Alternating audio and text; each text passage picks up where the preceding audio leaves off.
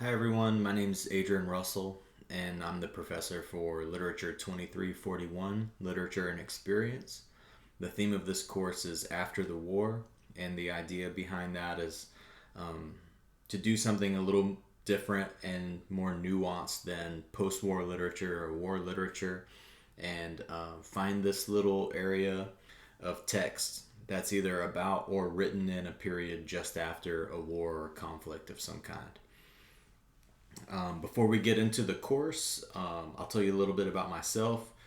So, I'm an Air Force veteran. I deployed to different parts of the world twice, 5 months each. Um, Came back home. So, I was in the Air Force from 2006 to 2011, and then came back, um, looked for something else to do. Eventually, started consulting for a Fortune 500 hospitality company. So, traveled around to different hotels and restaurants, and that was fun. And I learned a lot. And then I wanted to change, so I went to Clear Lake on my GI Bill, and I studied literature for my undergraduate studies. Loved it so much that I had some more GI Bill left, and I continued to go to grad school, and I finished the master's program at U of H Clear Lake. Loved it, and I'm happy to talk about it and give advice in those programs at any time, even on more of a peer situation. I'm happy to do that. I feel like it's one of the best decisions I ever made. The last year of grad school, I was asked to go try to do data analytics and project controls for a chemical company. I knew some people who were in that company and in that field, and they reached out, and I gave it a shot. I've been doing that for about 5 years now. So very numbers and figures driven field and job. Doesn't make a lot of sense to people how a veteran with a literature education can do that, but I found myself in a lot of situations where this kind of humanities and arts and literature communication focus and education has actually lended quite well to what I do now. And I love to talk about that as well. So for anybody who's thinking about different studies or undecided, or you're studying literature because you wanted to, and you want to know if there's more out there than K through 12 or higher education teaching, it's one of my favorite things to talk about. So reach out anytime. But short of that, in terms of being a human, I think the study of humanities, arts, and particularly literature just doesn't make you a better person, but a more sensitive person, a more rounded person. You take in different perspectives. Your thinking is challenged, and I think you can become more worldly just from being at home reading worldly texts. You kind of start to see that as humans we have the same problems over and over again, and in that sense you feel a lot less alone in the trials and tribulations of what it is to be alive, you know. um, so that's kind of like my initial take on literature and who I am and what I'm doing here. Very happy to be an adjunct professor at Clear Lake. I teach one class a semester, and this is one that I've built. It'll be the second time that I've taught this course, so I built this kind of throughout, um, as a course that I would very much like to take. So I hope it's the same for you. I try to make it interesting and fun, even though it's some heavy topics at times. It's a different kind of fun, but we're also reading some things that are quite simply funny, you know. And there's something about the marrying of humor and dark and difficult subject matter. So yeah, this is an online course at the top of the syllabus, which I'm looking at now, and we'll go through this and the weekly outline, the plan of the course. But at the very top of the syllabus, you'll see my name, my email. It's my UHCL email. You can get me there. You can also message me in Canvas. I'm new to Canvas, so we'll be learning it together. If it's your first time, I've been kind of driving around in it. There's a lot of capability there in terms of messaging and meeting and Zoom meetings, and um, we'll have to try it out. I'm open to really anything that works for each of you. Office hours, I don't have an office at the campus, but I'm nearby. So email me, call me, text me. That's my cell phone number listed there. Um, and if you need to meet in person or over Zoom, we can do either one of those. We'll just have to communicate and coordinate that.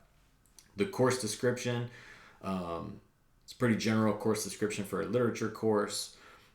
We're going to survey an array of literary forms across various genres: fiction, nonfiction, poetry, and drama, and connect the study of literature to a wide variety of human experiences. Common core objectives will be critical thinking skills, communication skills, social responsibility, especially with some of the subject matter that we'll be covering with respect to everybody's different backgrounds and views and values.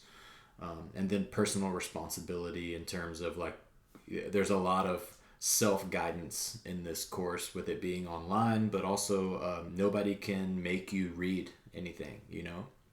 But if you're finding difficulty reading and doing the work, reach out to me. And I've done it. I've done it fairly recently.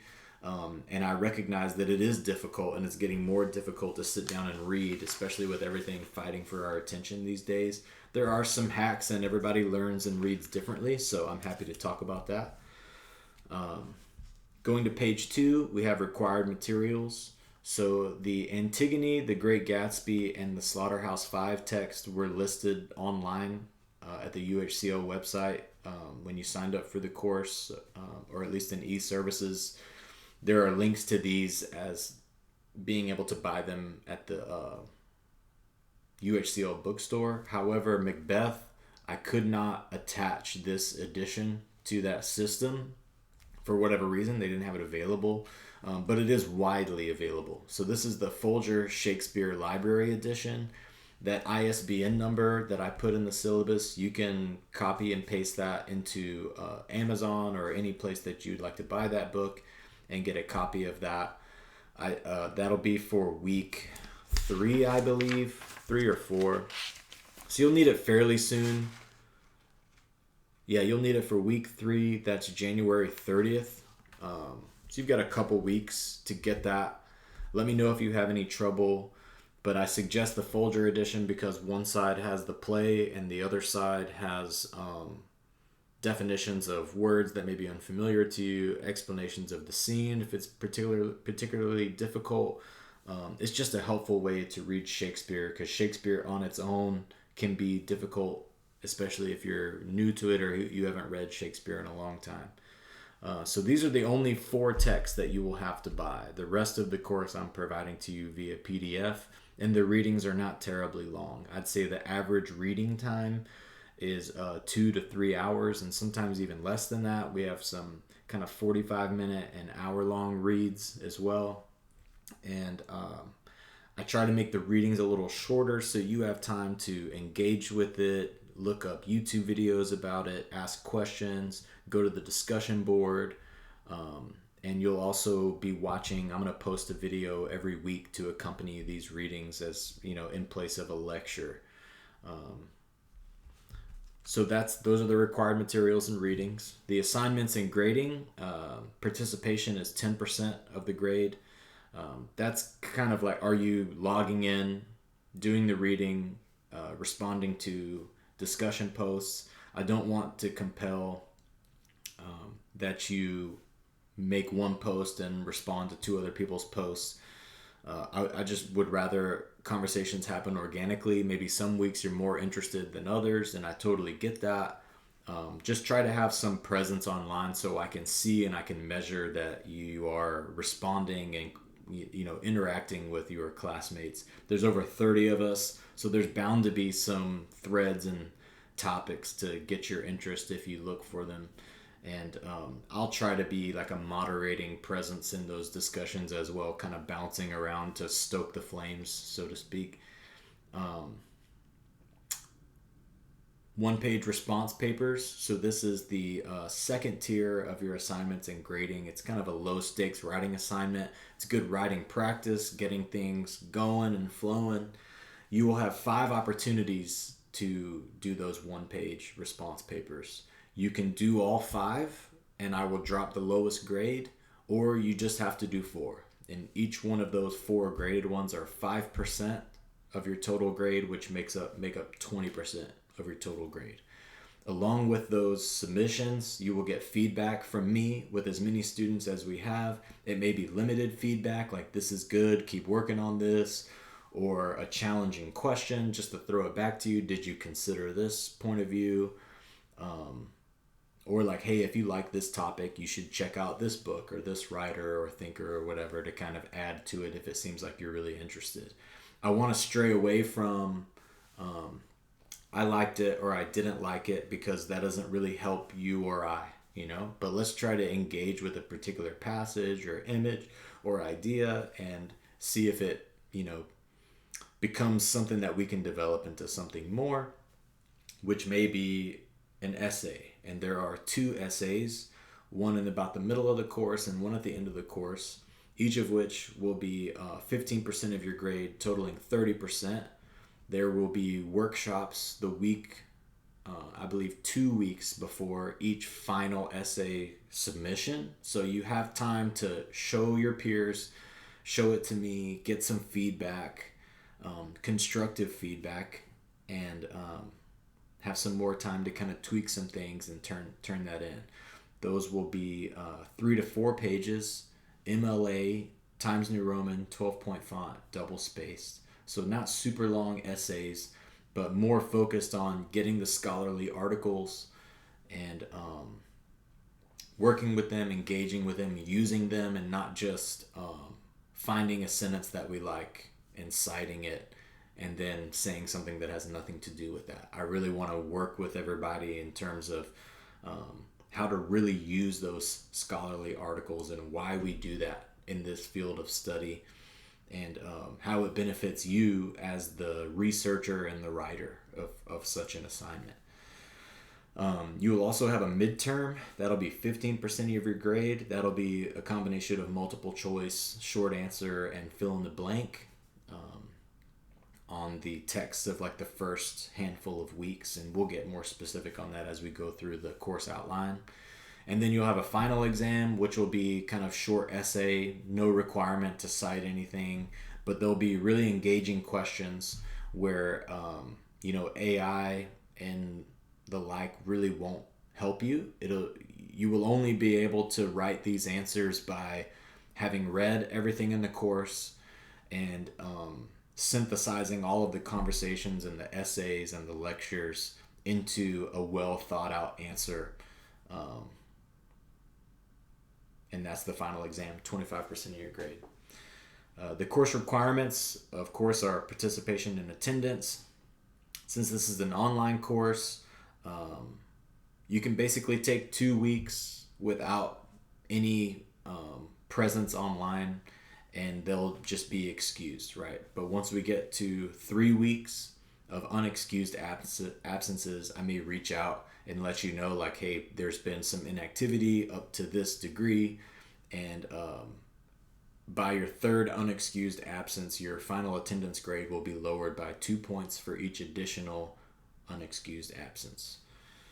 If you're ill or have an emergency that prevents you from attending to the course, please email me or let me know in some way, and we can address the situation. I'm happy to. Things happen, pandemics, freezes, personal situations. We can't help that, but I can work with you. If you don't let me know, I really can't do anything about it. The readings, primarily a discussion-based course, therefore you must complete the assigned reading in order to do anything else. So I really see every week starting with 1 to 3 days of just reading what's assigned, and then watch the video that I post to accompany it, and then engage in the discussion board. And we'll start to find our own class rhythm of how things work. And if y'all can be flexible with me, the last time I taught this course, it was in person, and I prefer in person. But I'm trying to adapt to this as well. So I'm open to feedback and what seems to be working and what doesn't work. But yeah, we have to start with the reading and being on the same page. And I would rather you read before you go to the discussion board, because I don't want anybody else's opinions to color your interpretation of the text. I want your point of view. We kind of already talked about the one page response papers. There's more of an explanation here.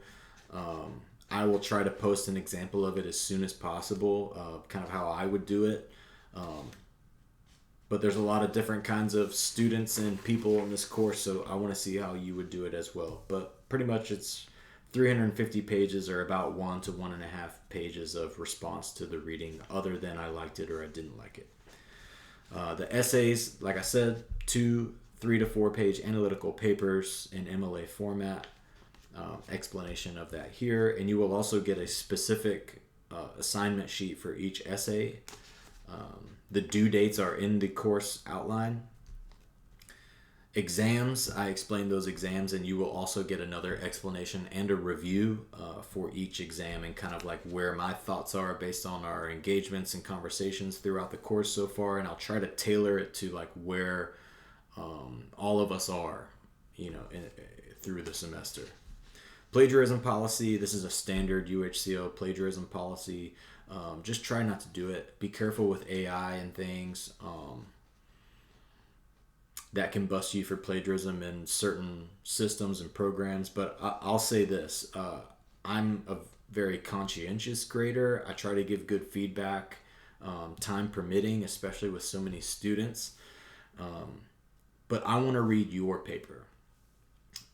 I don't think I'm a difficult grader. I can tell. I think I've definitely caught some AI papers, and I don't really have a stance on it either way, but I'm working very hard to give an interesting and fun course, and all I ask in return is like try to give it your best shot without using any assistance from AI or other tools. I want to see you engage with the text, and I would rather see a paper with some grammar issues, and I can see you kind of losing your place, but you're struggling with this idea and you're trying to take it somewhere that I wouldn't have thought of on my own, that's why we do this essay thing. And just a reminder for those who may already know, if you've never heard this, essay is a French word meaning like an attempt. I'm struggling with this information, and through the writing and the research of that essay, I do believe if you're doing it right, you gain a knowledge of that particular subject that you wouldn't have gotten any other way. And I really value that, and I hope I can pass that value on to you if you don't already have it. Changes to the course syllabus, it may happen, hopefully not, but I will let you know if there are any changes, and it will likely always be in your favor. If you catch a typo or an issue in the syllabus or any of my assignments or explanations, please let me know and I'll change it. I'm always flexible, and I try to give it back to the student's favor in any case. Students with disabilities, if you believe you have a disability requiring an academic adjustment or auxiliary aid, please contact the Accessibility Support Center. If you're unfamiliar with that process, reach out to me. I can get you in contact with the right person, but happy to accommodate anybody any way that I can. So now we're on the course schedule, and I'm going to try to move through this fairly quickly because it's fairly self-explanatory what we're doing here, but I want to set up like how to look at and think about this. I wanted a string of text that kind of makes sense and have a thread between them in different ways, and maybe even multiple threads really. So I tried to find a theme for each week and kind of move from nonfiction to drama to the novel to poetry and then to short fiction. And we'll see the same themes, whether they be masculinity or nationality or power or gender or othering or any of these kind of like things that we're used to seeing in literature courses. They'll take different shapes in each text, as they typically do. But I want to find the particular images and themes that we keep seeing in a very particular way continue to pervade our discussions and our essays, right? And that's how we get really comfortable with the idea And as you go on to other courses or conversations, even, you're almost an expert in this particular area, right? And I find it very timely. The last time I taught this course was when the Ukraine and Russia conflict was kicking off. So that was, an ongoing conversation in our class. This time we still have that conflict, and we also have the Israel and Palestine conflict, and that may come up. And let's be careful with political opinions, personal political opinions, but that's what this course is really for, right? So as we leave it, we can look at the world as it's moving around us and kind of see things that we've seen before, ways to artistically render that, and what would be the benefit of that, and so on and so on, right? So if those topics come up, I think they're important, but let's be sensitive to how other people may think and feel about that, and try to stop at polarizing opinions, political opinions, and leave it about the text and the overall situation objectively, if that makes sense. But I'll be moderating. Everybody, just if you get upset or polarized about a particular opinion and you want to say something back, just reach out to me and I will handle it. I can find a way to make it educational and beneficial, hopefully. But back to the course schedule. Week 1, which is the week that we are starting right now. The theme is the double entendre of theater. A lot of people may not know, but the geographical area where a war is literally happening is often referred to as the theater in military contexts. That being coupled with section 1 being drama and the idea of like players and actors and theater, a lot of these words begin to take on double entendres and multiple meanings. And that's kind of what Once There Was a War, the reading from Steinbeck, kind of does, is it sets up our some early images and ideas that are easy to read and easy to understand, and that will pervade all of these texts as we continue to read. So very short read. So for the first week, not a lot of work, low stakes, no writing assignment due. You're just going to read and discuss Once There Was a War online, introduce yourself in a separate discussion post, and just get all the books that you need. Week 2 will be the first text, so make sure you have this one as soon as possible. It's very easy to find Antigone. The theme of week 2 is the state versus the individual. Antigone's 2 brothers are in a battle. Both of them die. The king, Creon, says that one brother can be buried and the other one cannot. And that sets up Antigone's dilemma, and we follow along with that and see what she decides and why, and how that affects the people who are around her.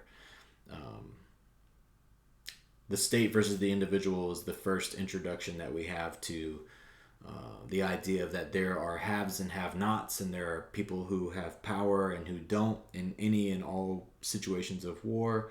And we all kind of know that, but we're going to really dig into the particulars of that and how that dynamic works, and what the individual may have in terms of choices available to them, what the cost of those choices may be, etc. This would be response paper opportunity number 1. Then going into the next week, number 3, we'll have Macbeth as our reading. The theme is ambition and destiny. Macbeth is in Scotland, finishes a battle at the beginning of the play, and he sees 3 weird sisters or witches, and they tell him that he will be king and some other things, but he tells his wife, Lady Macbeth, about it, and this becomes a gender dilemma with Macbeth and Lady Macbeth. It always has been when regarding this play, but also fate and free will, ambition and destiny, and how all these things kind of mix together. A lot to talk about in this play. This is probably my favorite text of the whole course. Response paper opportunity number 2 will be available to you. And then we go into week 4. We start The Great Gatsby and section 2, the novel. I'm sure many people, if not everybody, has already read The Great Gatsby. I will ask you to try to forget everything you know about it and look at it with a fresh perspective. And I love reintroducing people to this text. especially when you look at Nick, who is the narrator, and Jay Gatsby being World War I veterans, kind of from different sides of the fence. That Great Gatsby was an officer, but how did he become an officer, and how do we know that? How do we get that from the text? It starts to get very interesting, and we read this text over 2 weeks. The first week's theme is loss and desire. You'll have a response paper opportunity. And then week 5, which is the second week of The Great Gatsby, will focus on mimetic desire and what that is, what that means, and how we can use it in our study of literature for this text and going forward. You'll have a midterm exam that week. That'll be due by the end of it, February 19th, and that'll go into your midterm grade for February 27th. Week 6 is an essay workshop, so you'll be working on your essay, and I'll be mentioning it for week 4 and 5, looking for scholarly sources, just writing up some rough draft paragraphs on the information that you have. And week 6 is just essay workshop, kind of like a break from reading texts, and you'll be reading each other's papers and giving constructive feedback, and I'll be kind of moderating that whole situation. You'll come out of that week with some notes from people and some time to work on your essay. And we'll go into week 7, which is the first week of 2 for Slaughterhouse 5. The theme is time and memory and kind of how that works in that text. Just a discussion week, and you're continuing to work on your essay. And then week 8 will be the second week of Slaughterhouse 5 with a theme of memory and truth. And that will be, instrumental in how we understand the end of that text. Like when that text finishes, you're left wondering, like, well, was some of that not real, or how do we know? And that's why that text is particularly fun. And your essay number 1 will be due by the end of that week, March 11th at 11:59 p.m. Then the next, you'll finish that and then go into spring break. 1 whole week off, nothing to do. You can read ahead if you like, but I wanted to give you guys a good, clean spring break. Then we'll go into section 3, which is poetry. Week 10 will be The Wasteland by T.S. Eliot, and the theme is fractured culture, fractured reality. So we've moved through these stories in a post-war situation, and we've gotten close enough to war to see that it causes some real cultural problems. And what T.S. Eliot did after World War I was try to artistically render the fracturing of a culture and a people and its art. And The Wasteland is very difficult to read. We will not be able to fully understand The Wasteland in a week, but we can start to, at least be able to look at it, see how it's set up, and understand some pieces of it. And this is a poem that can stay with you for life if you'd like for it to. You'll have a response paper opportunity, which you will not be expected to explain anything, but just grapple with it, because you'll see if you've never read it before. It is a very difficult poem. It's about a 40-minute read, which is long for a poem, but I think it's worth the trouble. And week 11, we'll read selections from E.E. Cummings, who is an American poet. The theme is mosaic. Whereas T.S. Eliot looks at the fractured pieces of a people and a culture, E.E. Cummings tries to put those pieces back together, in my opinion. And particularly, we will look at nationality and kind of how a government speaks to its people, and how E.E. Cummings understands and works with those elements. After that week, we'll go into section 3, short fiction, and we'll read from Heinrich Böll, who is a German writer, kind of focusing on post-World War II Germany, what the people felt and thought during the Third Reich and Nazi power. This begins our theme of underrepresented perspectives. I love these short stories. I think Heinrich Böll really catches the German people in a way that often doesn't get represented because of the obvious reasons of World War II and everything that the Nazis did. And it's very easy to say that there were there was the Nazi Party, and then there were Jewish people in that area of the world. And Heinrich Boll really focuses in on the particulars of certain people and their stories and their lives, and it just makes the whole situation much more real and heartbreaking, in my opinion. Week 13, selections from Other Moons. These are Vietnamese short stories. The writers are from North and South Vietnam, so you get some conflicting perspectives and identities even within the Vietnamese writers. There's also a female Vietnamese writer in that collection. This continues our theme of underrepresented perspectives. The Vietnamese storytelling is a little different. There's some similarities but some differences. It's very creative and very fun. I love this collection. It's very hard to find, which is why I'm providing it via PDF. I have a copy of the book. So if you get really interested in this or Heinrich Boll, both of these books are very difficult to find, but if you like it a lot and you want some more from it, reach out. I can hook you up.